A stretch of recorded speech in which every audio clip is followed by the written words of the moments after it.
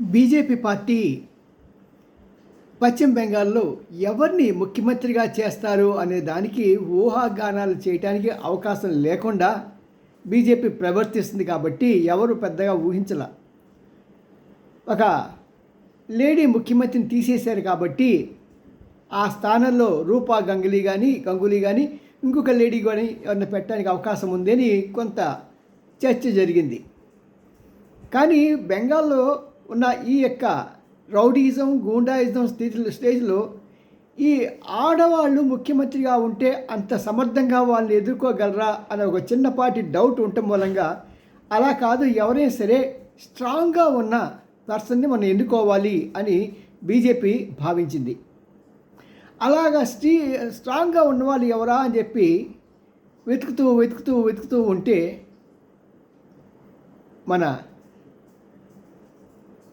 అధికారి కనిపించాడు.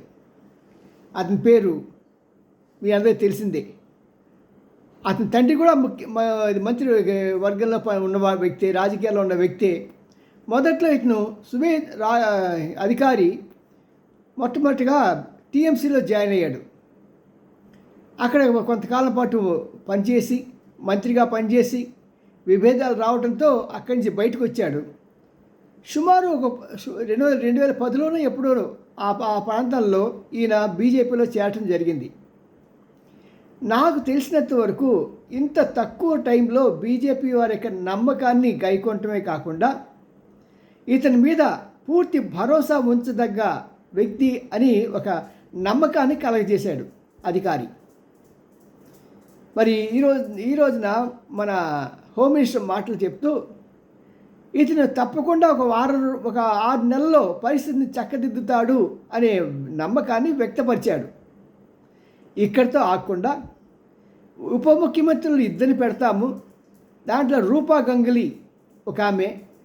మనందరూ తెలుసుగా రూపా గంగూలీ అంటే రామాయణం హిందీ సీరియల్లో సీత పాత్ర వేసిన ఆవిడ. ఇంకొక ఆవిడ పేరు చెప్పారు. సో వీరంతా కలిసి రాష్ట్రాన్ని ముందుకు తీసుకెళ్తారు. హోమ్ మినిస్టర్గా కూడా మన అధికారియే ఉంటాడు, సుమేనా అధికారి. ఎందుకంటే ఇప్పుడు 6 నెలల్లో ఖచ్చితంగా శాంతి భద్రతలు నెలకొల్పాలి.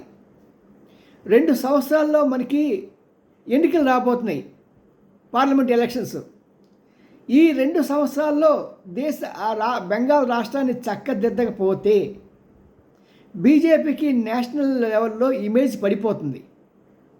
ఎట్టి పరిస్థితుల్లో అందరూ అనుకుంటారు 5 ఇయర్స్ కదా, 5 ఇయర్స్లో చూసుకోవచ్చు. 5 ఇయర్స్ కాదు ఇక్కడ వాళ్ళకి. ఇప్పుడు టార్గెట్ ఓన్లీ 2 ఇయర్స్. జమినీ ఎన్నికల్లో వస్తే మొత్తం 2 ఇయర్సే.